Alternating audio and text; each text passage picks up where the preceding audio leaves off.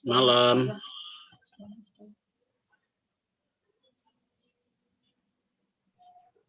Malam, Pak Pendeta. Ya, selamat malam semua. Selamat malam Pak Pendeta. Selamat malam. Selamat malam semua. Malam, Breni beserta Ibu. Ya, selamat malam Pak Ben. Ya, sehat-sehat ya. Puji Tuhan, sehat, luar biasa. Ya, mantap. Malam Pak Agus.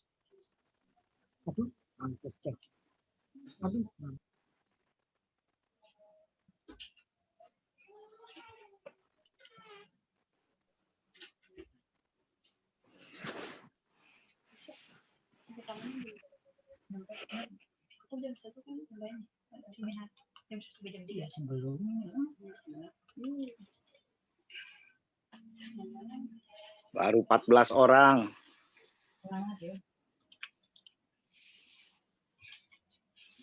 Michelle. Kabur anaknya. Kabur dia. Langsung kabur dia.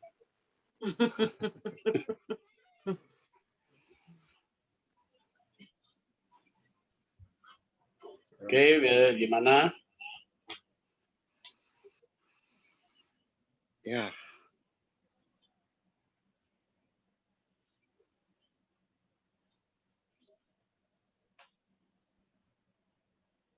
Ya, tangan si mana nih?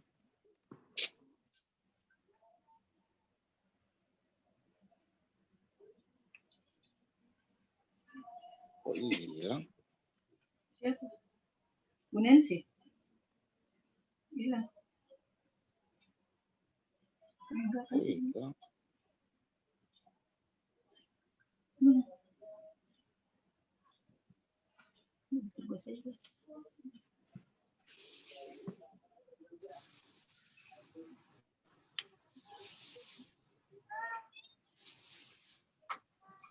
Udah mulai. Mulai.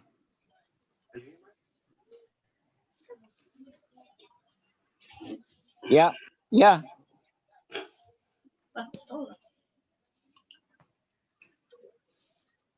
Halo.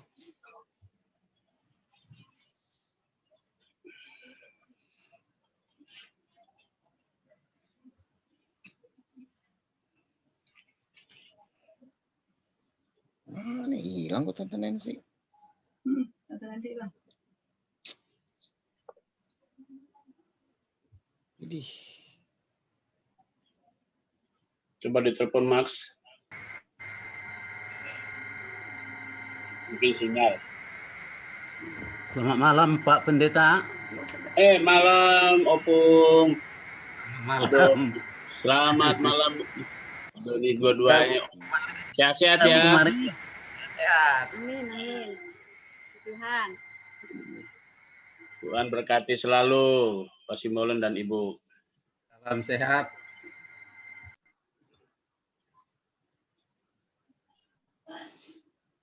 Ini liturgosnya tiba-tiba menghilang. Perlu dilacak dulu. Pak Diaken Suman dan Ibu, selamat malam. malam. Opung. Pak Agustinus Budo, selamat malam. Malam Pak Pendeta. Ibu Min, selamat malam. Selamat malam.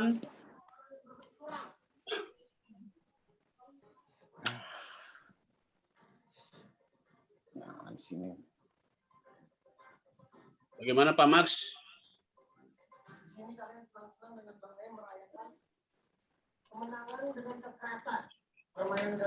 Ibu Nancy baru ganti laptop sebentar aja. 2 menit katanya. Oke.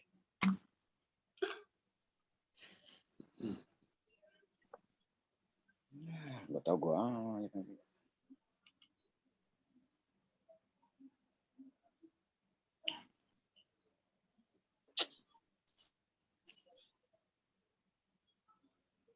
Ini belum masuk.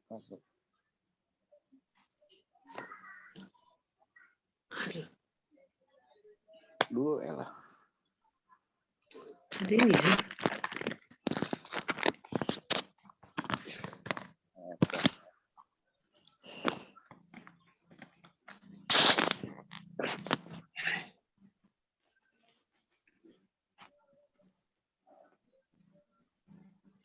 Mam, boleh handphone sana, Mam?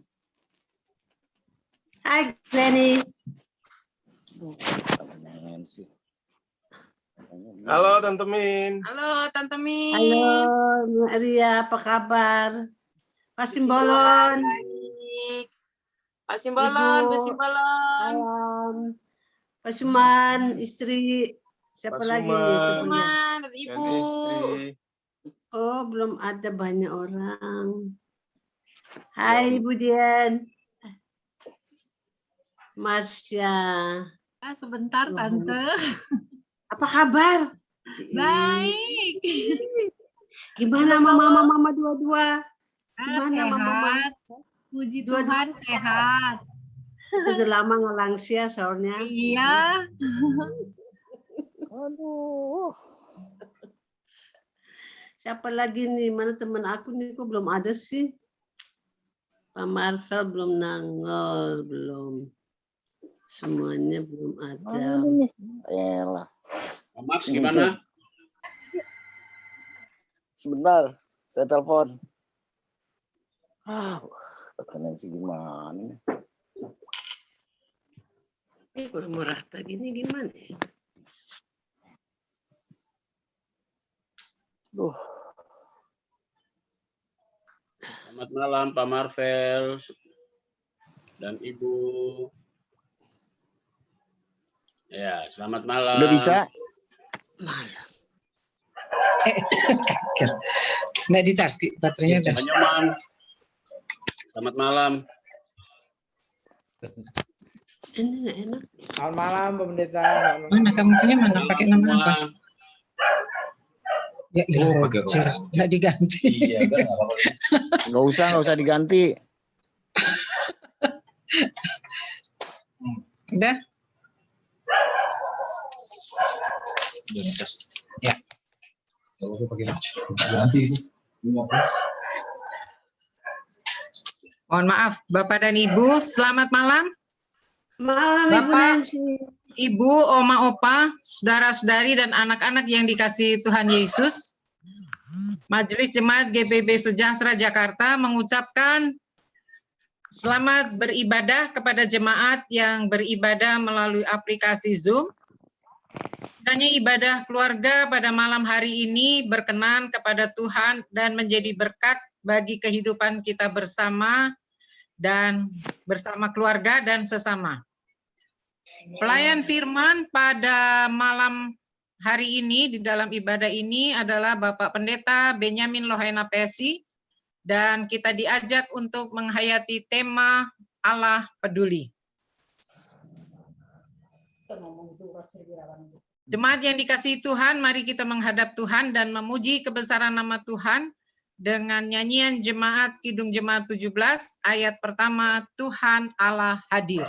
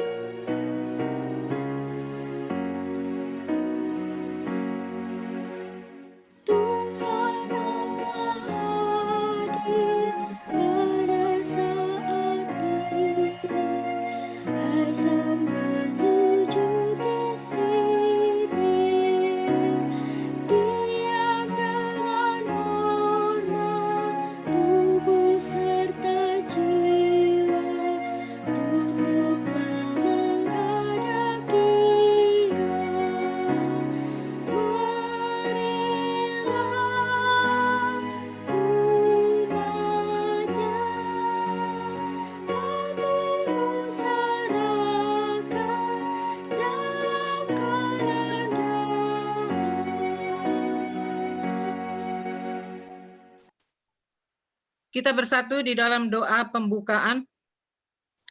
Bapa kami yang bertahta di dalam kerajaan surga, Bapa yang kami puji dan sembah dalam nama Yesus Kristus Juru Selamat kami. Malam hari ini kami mengucap syukur karena penyertaan Tuhan dalam kehidupan kami, pribadi, keluarga, untuk di sepanjang hari ini. Saat ini kami bersama jemaat-Mu berkumpul melalui link virtual ini Tuhan, untuk bersama beribadah, memuji dan memuliakan nama Tuhan. Dan kami akan mendengarkan firman-Mu. Kiranya Tuhan memberkati kami semua, khususnya pelayan firman Bapak Pendeta Benyamin Lohena Pesi. Dan juga kami berdoa Tuhan untuk seluruh perangkat elektronik yang kami gunakan, agar Tuhan memberkati, tidak mengalami gangguan. Terima kasih Bapa di surga, kami percaya bahwa Roh-Mu yang kudus menyertai kami di dalam peribadahan kami pada malam hari ini. Dan Tuhan akan ampunkan segala dosa dan kesalahan kami, agar kami layak Tuhan di hadapan-Mu yang kudus. Hanya di dalam nama Tuhan Yesus Kristus kami sudah berdoa dan bersyukur kepada Bapa di sorga. Amin.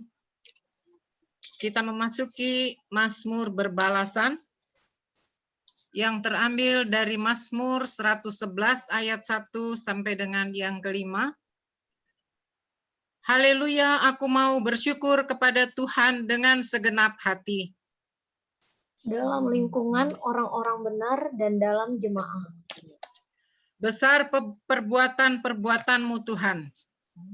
Layak diselidiki oleh semua orang yang menyukainya. Agung dan bersemarak pekerjaannya. Dan keadilannya tetap untuk selamanya. Perbuatan-perbuatannya yang ajaib dijadikannya peringatan. Tuhan itu pengasih dan penyayang. Diberikannya rezeki kepada orang-orang yang takut akan Dia. Ia ingat untuk selama-lamanya akan perjanjiannya. Kita menyambut dengan nyanyian jemaat dari Gita Bakti 4 ayat 1, bersorak bagi Tuhan.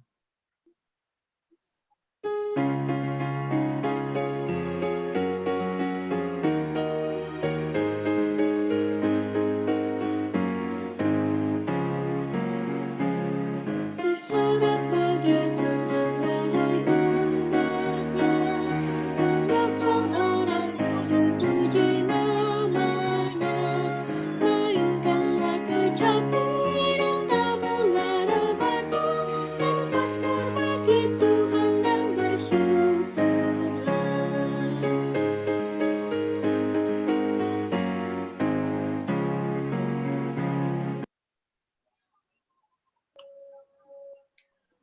Bapak, Ibu, Saudara-saudara, mari kita persiapkan Alkitab kita masing-masing.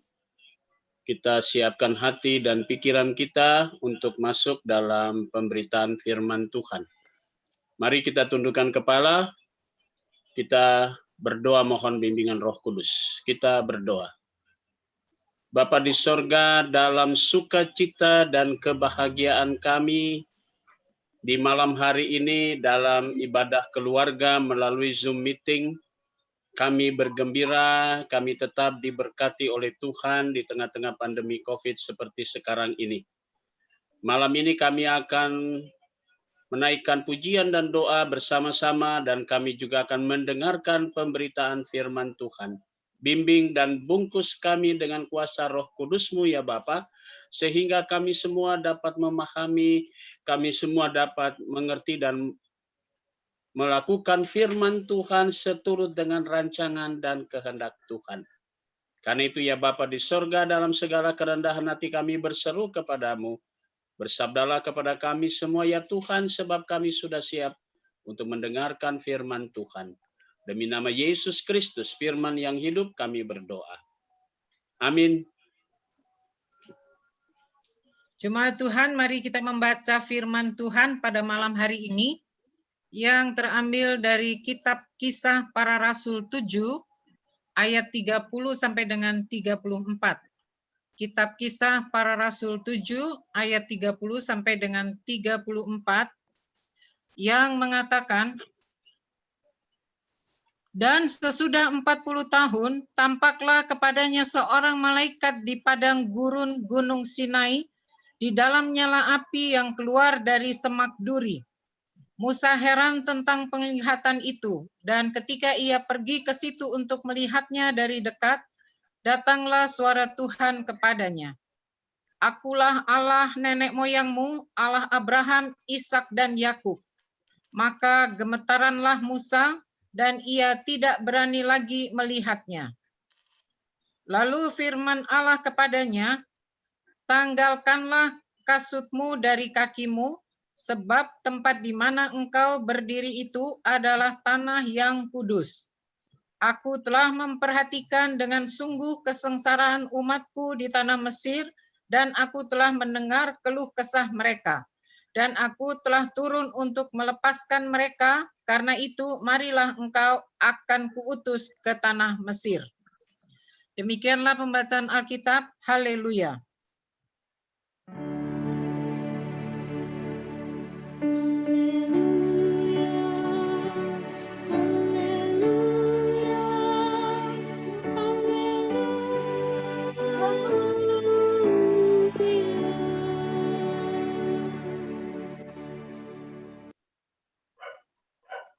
Ya, selamat malam Bapak Ibu. Saya coba share. Bisa diterima gambarnya? Bisa. Ya. Oke.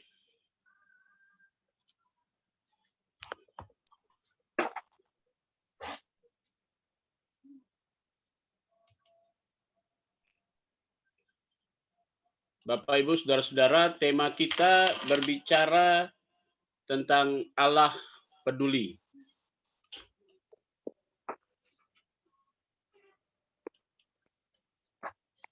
Kita coba memahami dulu kitab Kisah Para Rasul yang ditulis oleh Lukas. Jadi kitab ini kalau Bapak Ibu baca di pasal 1, sorry. Gambarnya udah nampak belum? Belum, Pak, belum. Belum, Pak Pendeta. Sudah ya? Iya. Oke, baik, kita masuk pada secara umum kitab Kisah Para Rasul. Kita bisa lihat ini tetap karangan Lukas. Karena memang Lukas menulis 2 kitab langsung ya, Injil Lukas dan Kisah Para Rasul. Lukas lebih fokus pada 2 hal. Yang pertama, setelah Yesus naik ke surga, ya bangkit naik ke surga, kemudian misi itu terus berlanjut. Dia tidak berhenti pada peristiwa kebangkitan dan kenaikan Yesus ke surga. Tapi Lukas ingin mengatakan bahwa misi Yesus itu tidak berhenti di situ dan itu akan berlanjut. Yang kedua adalah janji Yesus tentang kehadiran Allah melalui Roh Kudus. Yang kita akui bahwa Roh Kudus juga adalah nafas bagi gereja, sehingga gereja melalui para rasul mulai bersaksi tentang Yesus. Jadi kesaksian para rasul itu diperlengkapi dengan melalui kata-kata dan juga berbagai macam tindakan. Ada tanda-tanda mujizat kalau kita membaca mulai dari Kisah Rasul kemarin, bacaan hari Minggu sampai hari ini.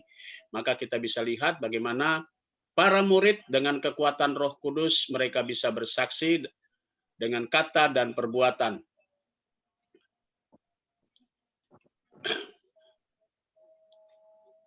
Lalu kita mencoba melihat di dalam pembacaan kita juga tentang siapa itu Stefanus.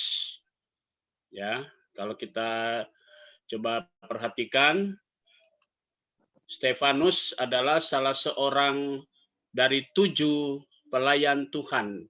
Kalau kita membuka Alkitab kita dari pasal 6, maka di sana dikatakan ada orang-orang yang dipilih oleh para rasul, yaitu mereka yang melayani meja.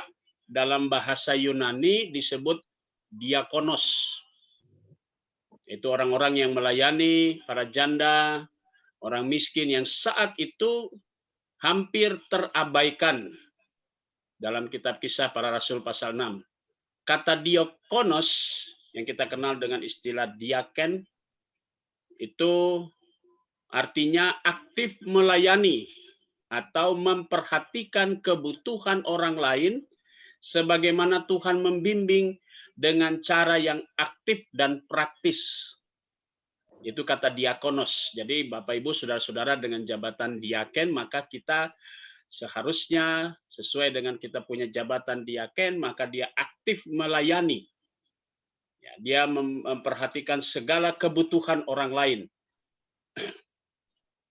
Salah satu ciri khas dari tulisan Lukas adalah penekanan pada orang-orang miskin atau orang-orang yang pinggiran. Kalau kita bahasakan seperti orang-orang marginal.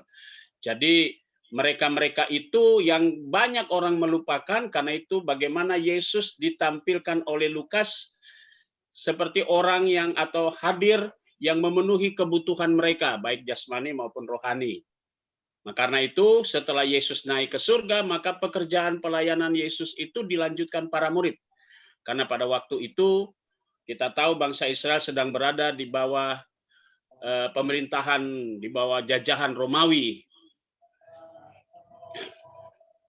Nah, ini ada, kita bisa baca karena bacaan kita ini adalah bagian dari pembelaan Stefanus. Kita masuk dalam perikop kita. Stefanus adalah salah satu dari 7 orang diaken yang dipilih dan diurapi oleh para rasul. Pasal 6 yang kita baca. Stefanus dikatakan dalam pasal 6 adalah seorang yang penuh iman dan Roh Kudus. Stefanus juga adalah orang yang penuh dengan karunia dan kuasa, sehingga dia mengadakan mujizat dan tanda-tanda di antara orang banyak. Kalau kita lihat di sini, ada 7 orang, ya. Ada beberapa bacaan kalau kita membaca di sana. Ada Filipus, kemudian Prokorus, Nikanor, Timon, Parneas, dan Nikolaus. Nah, ini orang-orang yang memang dipilih untuk menjadi pelayan meja, atau dengan kata diaken, diakonos dalam bahasa aslinya Yunani. Mari kita lihat dalam pembacaan Alkitab kita kenapa Stefanus membela. Nah, bacaan kita kalau kita membaca sebelumnya di sana dikatakan Stefanus dituduh mengeluarkan kata-kata mau dibilang hujatan. Kata-kata hujatan dalam menurut bahasa Indonesia, Kamus Besar Bahasa Indonesia, kata hujat atau menghujat artinya mencela, menghina, memfitnah, itu terhadap Musa dan Allah. Kemudian tuduhan kepada Stefanus adalah menghina tempat kudus dan hukum Taurat. Nah, ini menurut tradisi Yahudi ini sangat dihormati, karena itu Stefanus dituduh seperti itu. Kemudian dia berbicara tentang Yesus. Yesus orang Nazaret yang dahulu dalam Injil Lukas pernah dikatakan bahwa Yesus akan merubuhkan bait Allah, ya, membangunnya kembali dalam waktu 3 hari dan seterusnya. Kemudian Stefanus juga dituduh mengubah adat istiadat yang diwariskan oleh Musa. Jadi tuduhan-tuduhan seperti ini tertuju kepada Stefanus. Kalau kita bisa melihat di sana bagaimana Stefanus membela. Nah, ini pembelaannya Stefanus. Bapak Ibu, kalau kita perhatikan dalam bacaan kita, maka di sana Stefanus mulai bercerita tentang siapa itu Musa. Musa adalah tokoh perjanjian lama dan sangat dihormati oleh orang Israel. Orang yang banyak merasa terganggu kalau nama Musa dipermainkan, atau dalam teks Alkitab dihujat. Karena itu orang Israel melihat Musa itu sebagai tokoh yang sangat diagungkan, yang punya karisma. Musa dipanggil Allah, kemudian diutus oleh Allah kepada bangsa Israel, karena Allah sendiri telah mendengar keluh kesah dalam bacaan kita tadi pada ayatnya yang ke-34. Ya, aku telah memperhatikan dengan sungguh kesengsaraan umatku di tanah Mesir, dan aku telah mendengar keluh kesah mereka. Dalam bahasa Ibrani itu keluh kesah disebut stenagmos, artinya erangan atau menghela nafas, terutama disebabkan oleh keadaan yang menciptakan tekanan besar. Jadi orang yang merasa tertekan tentu dia kayak seperti itu ya, keluh kesah, dia lemah dan sebagainya, dia menghela nafas. Nah, itu dari kata keluh kesah tadi dalam bahasa aslinya. Allah menurut Stefanus adalah Allah yang peduli. Yang peduli bukan saja mendengar setiap keluhan, jeritan, erangan, dan lain sebagainya, yang menggambarkan suasana tertekan pada masa di Mesir. Karena itu Allah peduli, dan kepedulian Allah itu mulai dengan pemanggilan Musa. Dan itu cara Allah. Ya, kalau kita membaca dalam bacaan-bacaan sebelumnya, bagaimana Musa juga diutus oleh Tuhan mulai dari awal. Kalau kita lihat kepeduliannya, cara Tuhan, bagaimana Musa hidup, diutus ke Mesir, lalu kemudian dia kembali lagi keluar dari Mesir, dan setelah itu Musa bekerja sebagai utusan Tuhan yang sebenarnya untuk kemudian membebaskan bangsa Israel dari tanah Mesir. Jadi apa yang diungkapkan oleh Stefanus dalam pembacaan kita pada malam ini merupakan apa ya, mau katakan dia bukan mau mencari pembenaran, tetapi dia berbicara tentang kebenaran melalui firman Tuhan. Jadi dia bukan menghujat Musa atau menghujat Allah dan sebagainya, tetapi Stefanus mencoba menempatkan itu tadi. Kalau isu-isu, kebanyakan orang seperti Stefanus ini kan orang yang diberkati Tuhan, tadi yang punya karunia Roh Kudus. Nah, mereka ini ahli-ahli Taurat ini begitu melihat bagaimana cara melayaninya Stefanus, nah ini mulai timbul kecemburuan, maka timbullah keluh kesah di antara mereka, mulai berbicara, mulai tuduh bahwa Stefanus telah berbuat jahat atau menghujat Allah dan sebagainya. Nah, ini pembelaannya daripada Stefanus. Dia membuka semua bahwa dia tetap menghormati Musa, dia sangat menghargai Musa karena memang Musa utusan Allah. Dan karena itu dia sudah mendengar, Allah mendengar keluh kesah Israel, dan Allah mengutus Musa untuk menjawab pergumulan orang Israel. Nah, saudara-saudara, mari kita melihat dan mengangkat sebuah refleksi yang berbicara antara kebenaran dan hoax, atau yang kita dengar tuduhan, kata-kata bohong, dan sebagainya. Mari kita perhatikan. Stefanus seorang yang dipenuhi dengan karunia Roh Kudus. Dia berani berbicara dan memberi pertanggungjawaban atas iman dan apa yang diucapkannya, yaitu tentang Musa, tentang firman Allah, dan bagaimana cara kepedulian Allah. Sikap keberanian daripada Stefanus ini bukan supaya orang banyak mendukung dia atau mengharapkan orang banyak membenarkan sebuah perkataan dia, tetapi dia ingin berbicara tentang kebenaran. Jadi sekali lagi, dia membela bukan dalam arti berupaya membenarkan dirinya, tetapi dia membuka pola berpikir orang-orang Yahudi pada saat itu atau para ahli Taurat untuk kembali kepada teks Alkitab atau kitab Taurat. Karena itu Stefanus tidak pernah membalikan fakta, justru dia menempatkan kembali. Stefanus tidak menghujat tentang bait suci, bait Allah, dan sebagainya, tempat kudus.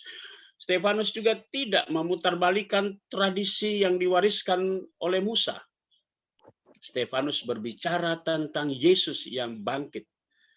Ya, saudara-saudara, kalau kita berbicara tentang kebenaran, terlebih lagi pada waktu itu Stefanus berbicara tentang Yesus, maka kita membayangkan kata atau nama Yesus di telinga mereka itu seakan-akan sesuatu yang mereka terganggu dengan kata itu atau dengan nama itu, karena mereka juga sudah menyalibkan Yesus.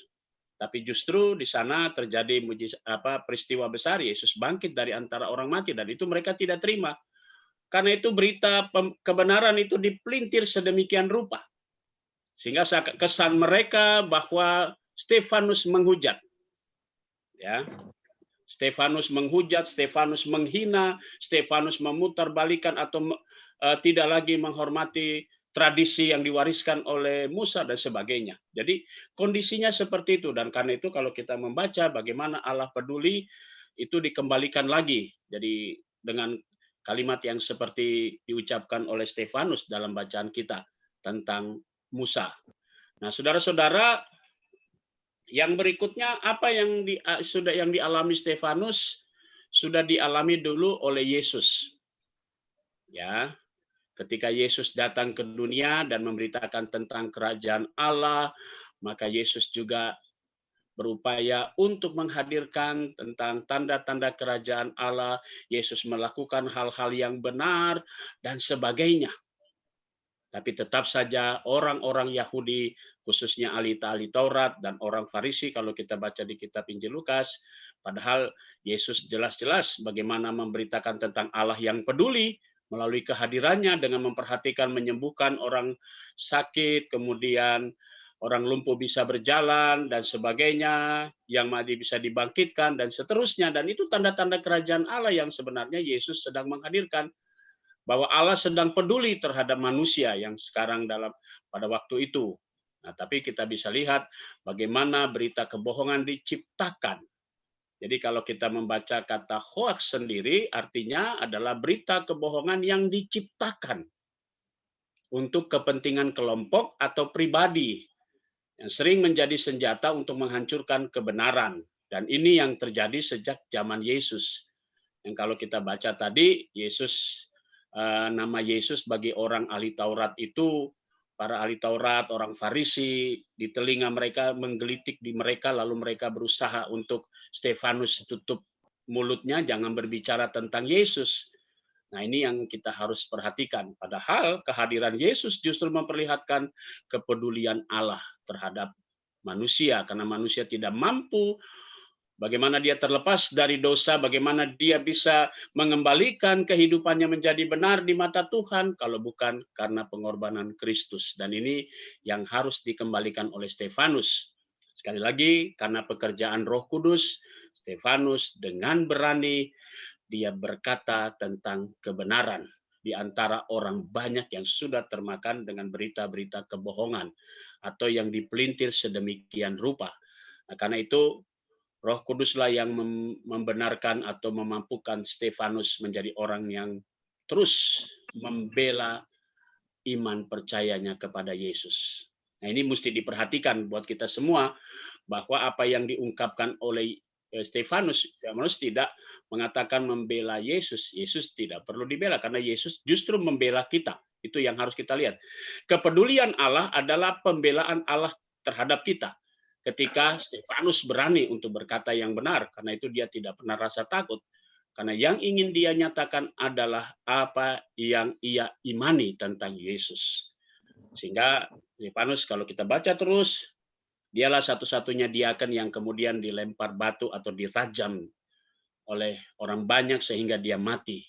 Nah, saudara-saudara, itu yang menjadi tantangan buat kita semua ketika kita berbicara tentang bagaimana menghadirkan Allah yang peduli melalui kehadiran Yesus Kristus. Kita bisa lihat dalam konteks masa kini, ya.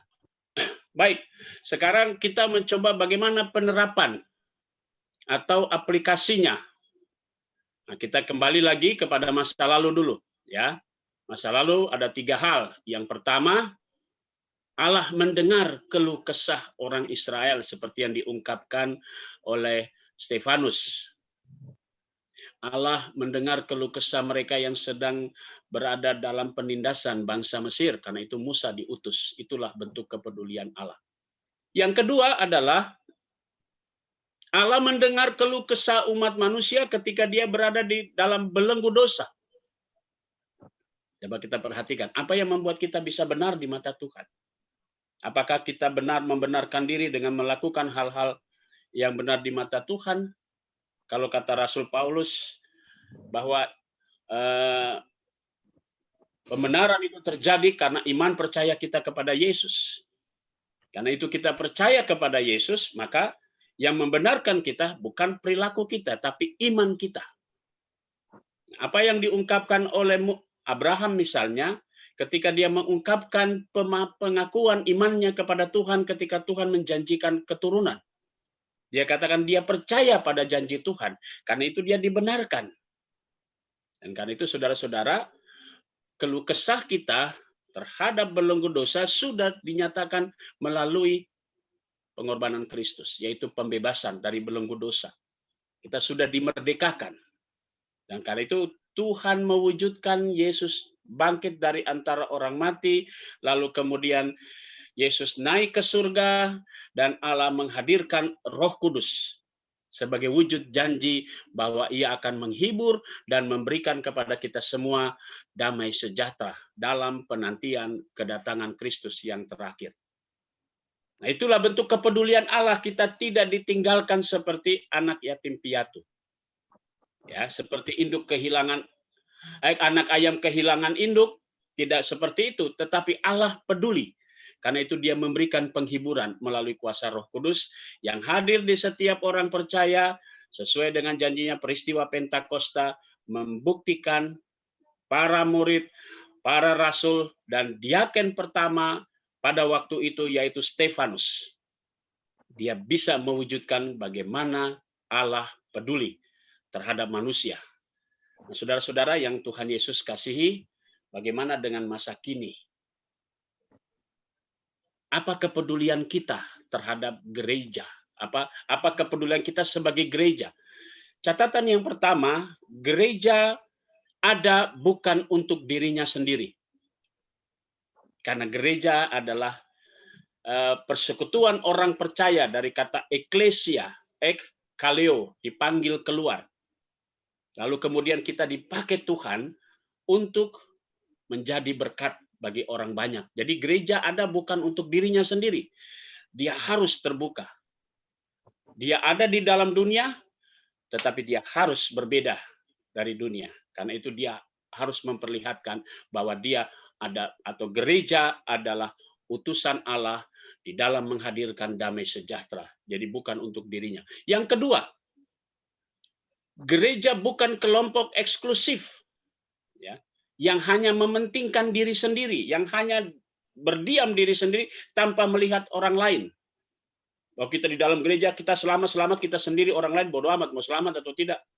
Itu kelompok eksklusif. Dia hanya melihat pada kepentingan diri, dia hanya melihat pada kebutuhan diri sendiri. Tetapi gereja adalah persekutuan yang diutus oleh Tuhan dalam dunia untuk juga memperlihatkan kepeduliannya di mana gereja ada dan ditempatkan oleh Tuhan. Nah, sekarang di tengah-tengah pandemi COVID seperti sekarang ini, apa bentuk kepedulian kita? Apa bentuk kepedulian gereja? Ketika gereja dipanggil, gereja berada dalam dunia yang sekarang dunia sedang dalam keberadaan pandemi COVID-19. Apa bentuk kepedulian kita? Nah, saudara-saudara, sekarang gereja banyak sekali membuka dirinya. Kita bisa lihat, ada banyak gereja-gereja yang membuka sebagai tempat isolasi mandiri. Karena gerejanya belum dipakai, maka gereja dipakai jadi tempat untuk isolasi bagi jemaat, bagi masyarakat yang terkena virus atau dinyatakan positif.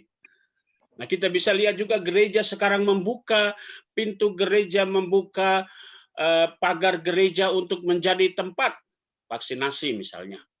Nah, sekarang PGI sudah menghimbau semua gereja untuk peduli terhadap keadaan seperti ini. Karena sekali lagi, Allah sudah peduli terhadap umat manusia, terhadap gereja yang sudah diselamatkan melalui Yesus Kristus. Sekarang kepedulian gereja harus membuka diri untuk menjadi sama dengan orang banyak dan menjadi berkat bagi orang banyak. PGI sudah membuka itu dan semua gereja sekarang, ada beberapa gereja sudah mulai mengadakan vaksinasi bekerja sama dengan pemerintah, bahkan jemaat kita sudah dipersiapkan untuk tanggal 14 besok juga akan melaksanakan vaksinasi bagi warga masyarakat dan warga jemaat. Itu berarti kita mau memperlihatkan apa yang harus kita lakukan sebagai gereja. Kalau kita baca dalam konteks bangsa dan negara di Indonesia, saudara-saudara, maka gereja bukan berada di luar negara ini. Gereja ada di dalam negara ini. Dan gereja bukan sebagai sekelompok orang yang dalam tanda petik sebagai orang suci. Ya, gereja bukan menyatakan dirinya paling benar dan sebagainya. Karena itu dia tidak membuka diri terhadap lingkungan di sekitarnya, tapi gereja harus bisa nyata sebagaimana Allah di dalam Yesus Kristus sudah memperlihatkan kepeduliannya. Kita harus keluar dari benteng pertahanan kita sendiri. Kita jangan terlena dengan kita punya keadaan sendiri, bahwa kita selamat semua, kita baik-baik semua. Kita harus keluar dari itu. Dan kita peduli. Dengan cara Bapak, Ibu, Saudara-saudara, melalui sumbangan kita kemarin, kita bisa menyatakan tali kasih kepada jemaat-jemaat Tuhan, yang di dalamnya kita bahu-membahu untuk bisa. Gereja punya berkat, gereja bagi dengan pembagian sembako dan sebagainya. Ini cara Tuhan. Dengan berkat Tuhan. Jadi berkat yang kita terima itu bukan untuk kita nikmati sendiri, tetapi kita berbagi. Dan jemaat-jemaat pun ikut membantu dengan segala macam, dan itu berarti kita mau menyatakan kepedulian. Dan yang terakhir, Bapak, Ibu, Saudara-saudara yang Tuhan Yesus kasihi, mari kita kembali seperti belajar dari Stefanus. Ya, kalau Stefanus mau mementingkan diri sendiri, tentu dia tidak mau peduli dengan apa yang digumuli oleh para rasul waktu itu. Bahwa ternyata dibutuhkan pelayan-pelayan Tuhan yang mau peduli terhadap mereka yang membutuhkan pelayanan seperti orang miskin, janda, dan sebagainya. Atau dalam bahasa Alkitab disebut pelayanan meja. Nah, kita ini sebenarnya Stefanus di zaman modern. Yang dipakai Tuhan untuk peduli terhadap lingkungan.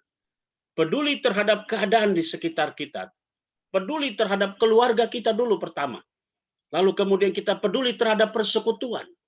Bagaimana kita membangun sebuah persekutuan untuk tetap kita berjalan bersama-sama. Dengan kepedulian Bapak, Ibu, Saudara-saudara, kita percaya gereja kita bisa untuk tetap eksis dalam menghadapi tantangan seberat apapun. Kenapa? Karena kita ada dalam satu bahtera. Dan dalam satu bahtera ini kita berjalan menghadapi tantangan, dan kita harus terus menyatakan kehadiran kita sebagai gereja Tuhan, di mana setiap warganya peduli untuk terus menyatakan kebenaran Allah. Bahwa Allah telah mengutus saudara dan saya, Allah mau kita bukan hidup untuk diri kita, tetapi kita ada dan hidup untuk orang yang ada di sekitar kita. Dimulai dari keluarga, teman, sahabat, lingkungan kita, bahkan di tengah-tengah persekutuan gereja Tuhan. Akhir kata, saya mau katakan buat kita semua, pandemi COVID-19 kita akan hadapi secara bersama-sama. Pandemi COVID-19 adalah pergumulan kita bersama, bukan satu orang yang karena terpapar, tapi kita semua berjalan bersama-sama. Saling mendukung, peduli untuk menaikkan doa, dan juga peduli untuk memberikan kasih sebagaimana Allah telah mengasihi kita semua. Tuhan Yesus pasti memberkati kita. Amin.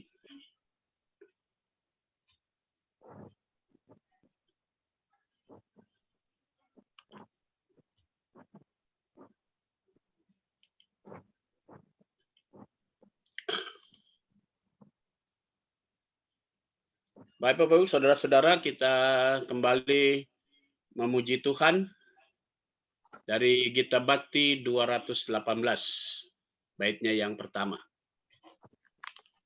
Dengan lembut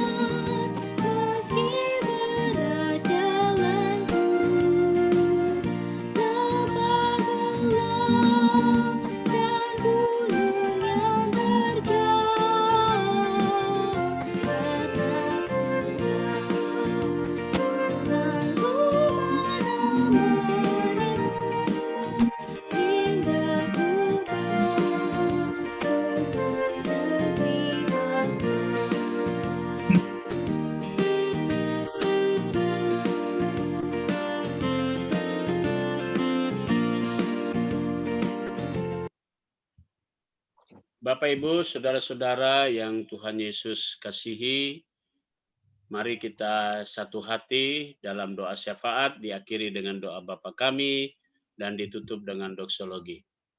Mari kita berdoa. Bapa di dalam surga, kembali kami mengucap syukur dan berterima kasih karena Tuhan sudah memberkati kami. Melalui firman Tuhan malam hari ini, kehadiran Stefanus di tengah-tengah masyarakat Yahudi pada waktu itu memberikan pelajaran buat kami, pelajaran yang sangat berharga.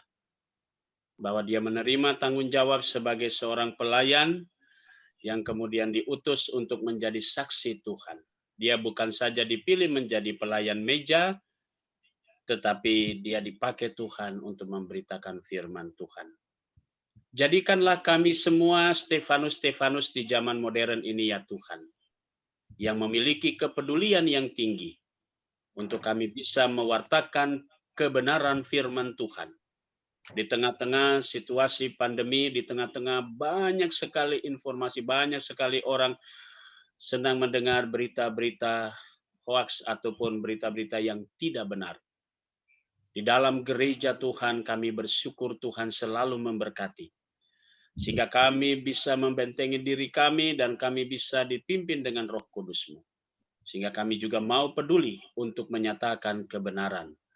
Di tengah-tengah persekutuan kami, bahkan di dalam kehidupan bersama dengan keluarga, bersama dengan masyarakat. Pada hari ini kami mau berdoa untuk jemaat Tuhan, tiap pribadi keluarga yang saat ini beribadah melalui Zoom meeting, atau jemaat GPB Sejahtera yang tidak sempat beribadah bersama kami. Kami percaya Tuhan Yesus tetap bersama mereka. Tuhan berkati jemaat-Mu yang hadir di dalam ibadah melalui Zoom meeting ini. Tuhan memberkati segala sesuatunya, sehingga kami bisa melewati masa-masa pandemi COVID, yang dimana melalui pemerintah kami harus melewati PPKM level 4, dan kami sudah mulai berangsur-angsur dipulihkan oleh kuasa Tuhan dan kepedulian Tuhan nyata. Ibadah-ibadah atau rumah-rumah ibadah mulai dibuka, tetapi kami tetap untuk menjaga keutuhan atau persekutuan kami sudah sepakat untuk membuka atau ibadah tatap muka pada bulan September yang akan datang. Dengan kesepakatan kami bersama, kami tetap saling mendoakan. Kami percaya berkat Tuhan selalu hadir dalam kehidupan kami di tengah-tengah masyarakat. Bapa di surga, kami mau berdoa juga untuk rencana segala kegiatan-kegiatan pelayanan kami ke depan.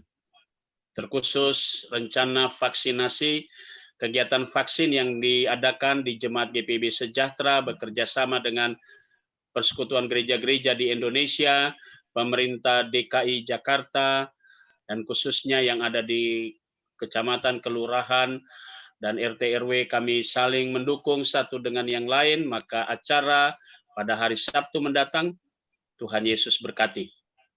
Baik tenaga medis yang sudah dipersiapkan, bahkan warga jemaat dan warga masyarakat yang akan menerima vaksin. Tuhan berkati semuanya, sehingga kegiatan kami boleh diberkati Tuhan. Tuhan memberkati cuaca yang akan Tuhan berikan juga, biarlah Tuhan memberikan yang terbaik bagi kami semua seturut dengan kehendak Tuhan. Kami serahkan segala persiapan-persiapan baik dari Jemaat GPB Sejahtera, dalam hal ini Komisi Germasa bersama Satgas GPB Sejahtera. Kami semua akan mempersiapkan acara kegiatan vaksin pada tanggal 14 Agustus yang akan datang. Terima kasih Bapa di surga, kami menyerahkan semuanya, rencana kami dalam tangan Tuhan. Kegiatan-kegiatan pelayanan kami selanjutnya, dan biarlah Tuhan memberkati sekalipun kami harus melewati live streaming ataupun dengan Zoom meeting, kegiatan ibadah keluarga, ibadah pelkat, ibadah hari Minggu, Tuhan berkati supaya kami juga dengan sukacita mulai bulan September kami beribadah hari Minggu tatap muka untuk berkat Tuhan yang terindah. Kami percaya Tuhan akan memberkati semua rencana kami dan semuanya itu untuk hormat dan kemuliaan nama Tuhan. Terima kasih Bapa, kami menyerahkan jemaat Tuhan yang tidak sempat ikut ambil bagian karena tubuh mereka yang lemah, dari sektor pelayanan 1 sampai sektor pelayanan 5, Tuhan Yesus memberkati. Yang masih dalam tahapan isolasi mandiri, baik di sektor 1 sampai sektor 5, Tuhan Yesus berkati semuanya, agar mereka juga dapat menikmati pemulihan secara berangsur-angsur. Tuhan memberkati. Terima kasih Bapa untuk segala berkat Tuhan. Pada malam hari ini kami dapat beribadah bersama keluarga, kami dapat beribadah bersama jemaat GPIB Sejahtera di DKI Jakarta. Kami juga mau berdoa ya Bapa di surga pada malam ini untuk Majelis Sinode GPIB, Tuhan Yesus berkati.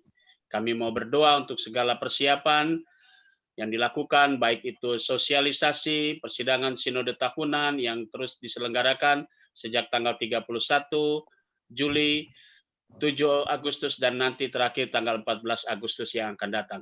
Berkati rencana persidangan Sinode ke-20 yang akan dilaksanakan, ke-21 yang akan dilaksanakan pada bulan Oktober. Tuhan Yesus memberkati segala persiapan panitia pelaksana, bahkan juga acara penyelenggaraan persidangan Sinode secara daring, sehingga kami semua dapat mengikuti persidangan Sinode dengan baik dan dapat terpilih kembali fungsionaris Majelis Sinode masa bakti 2020-2025 yang akan datang.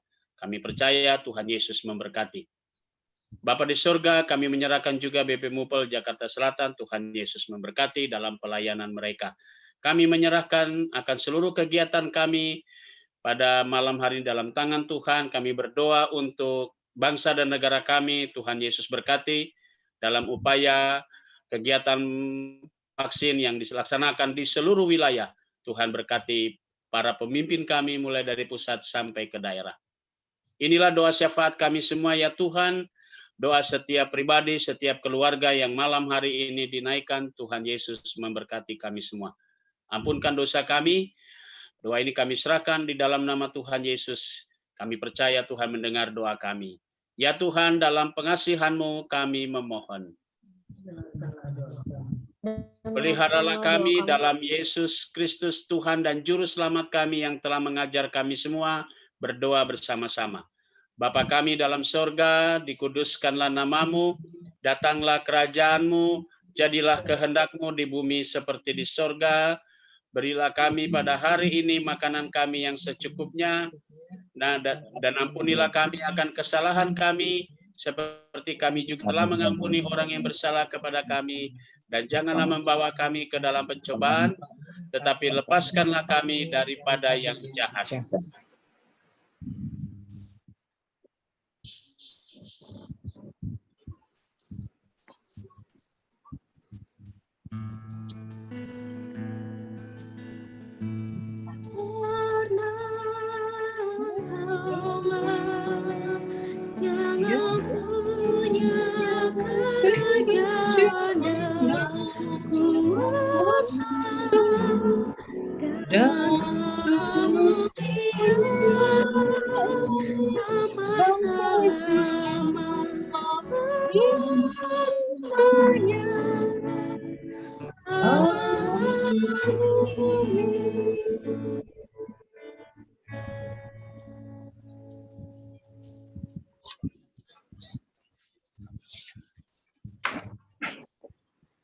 Saudara-saudara, marilah kita mengucap syukur kepada Tuhan dengan memberi persembahan kepadanya.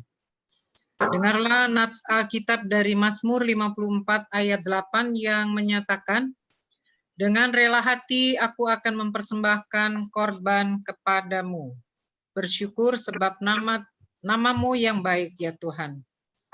Tuhan memberkati saudara dan persembahan yang saudara beri. Mungkin nanti persembahan dapat diserahkan melalui scan QR code yang tersedia. Nyanyian Jemaat Kidung Jemaat 291 ayat 1 dan 4, mari bersyukur semua.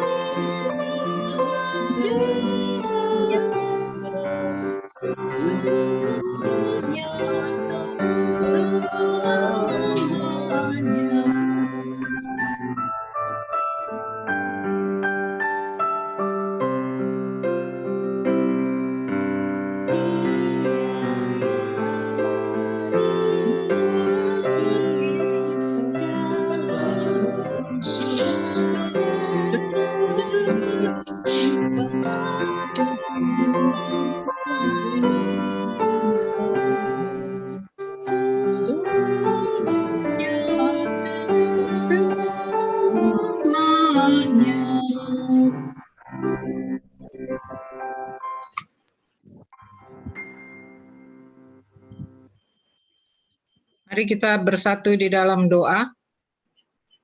Bapa di surga, malam ini dalam ibadah keluarga, kami telah memberikan persembahan yang terbaik. Kiranya persembahan ini dapat digunakan untuk kemuliaan nama-Mu ya Tuhan. Karena kami memberikan dengan kerelaan hati kami. Terima dan kuduskanlah persembahan ini. Dalam nama Tuhan Yesus Kristus kami sudah berdoa. Amin.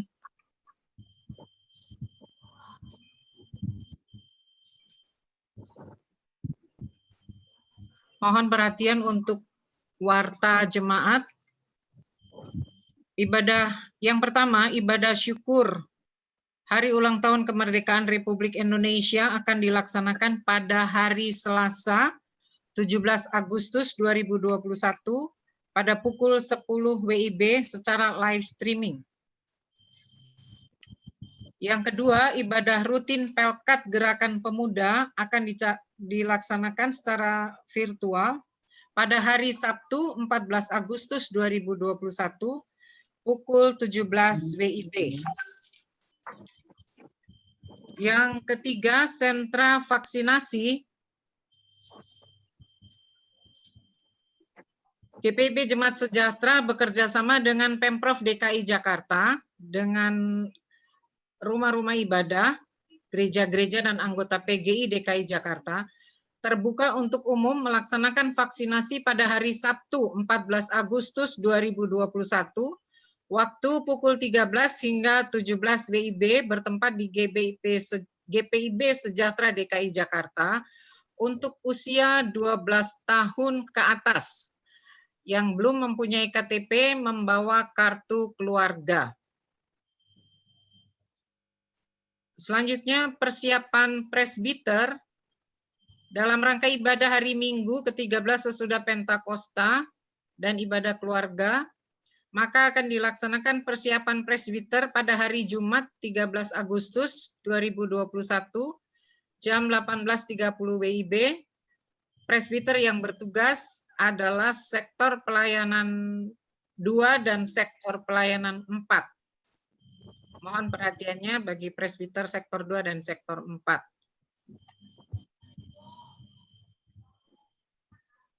Dan selanjutnya, pengumuman selanjutnya adalah ibadah Minggu mulai tanggal 5 September 2021 akan dilaksanakan secara tatap muka dan akan dimulai pada pukul 9.00 WIB.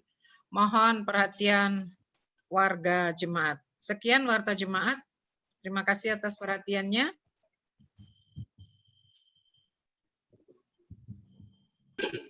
Bapak, Ibu, Saudara-saudara, kita akan kembali dalam kehidupan kita berkarya, diutus oleh Tuhan untuk tetap meningkatkan kepedulian kita di dalam pelayanan, bahkan di tengah-tengah keluarga dan di tengah masyarakat dimanapun Tuhan tempatkan saudara. Kita akan memuliakan nama Tuhan.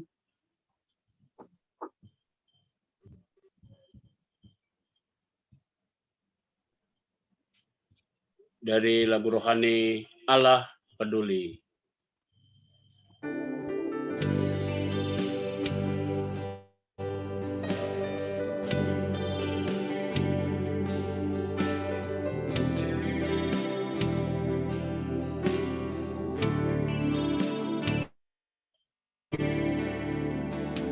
Banyak perkara yang tak dapat ku lewati,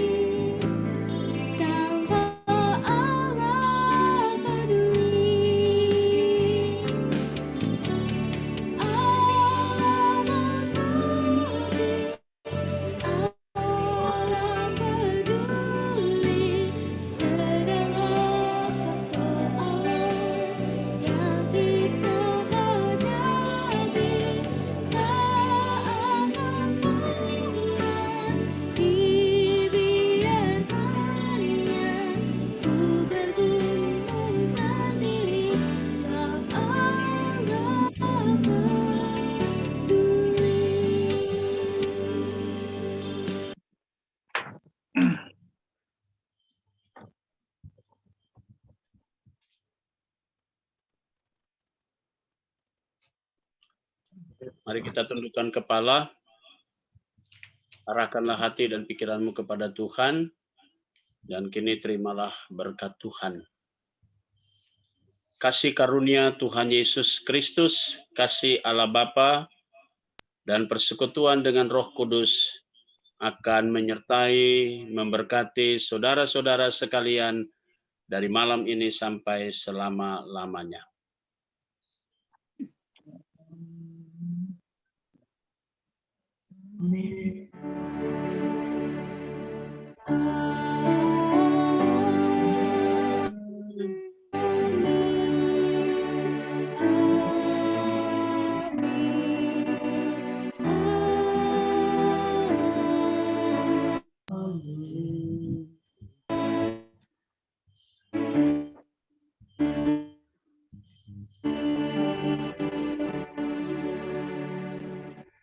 Kita saat teduh sejenak, Bapak Ibu.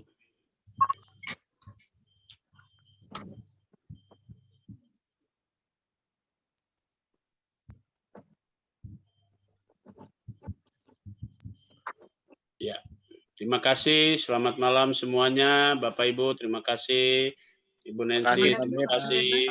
Terima kasih. Semuanya. Terima kasih. Selamat malam semua. Selamat malam, Tuhan berkati. Ya, Terima kasih Pak Pendeta untuk firman-Nya. Terima kasih. Terima kasih, Sama-sama. Tante Nancy. Sehat-sehat semua ya. Terima kasih. Bu Nancy. Ya. Terima kasih. Om Jerry. Selamat malam. Selamat malam, Tante Nancy. Om Warin. Ya, selamat malam. Terima kasih. Halo Granny. Selamat malam, Om Teddy. Halo Tante Nancy. Halo juga semua. Om Teddy sama Ibu. Selamat malam, Pak Marvel. Malam, Pak. Tante Magda, selamat malam. Ya, Selamat malam. Pak Makainda, selamat malam ya. Harus Pak Jer, selamat malam Pak Jer. Pak Situmorang. Ya, Oke. Pendeta, selamat malam. Biar ingatan Sabtu, tugas. Selamat malam. Aduh, Pak Frans ketawa dikit. Pak Frans dan Ibu Magda, selamat malam. Selamat malam. Aduh.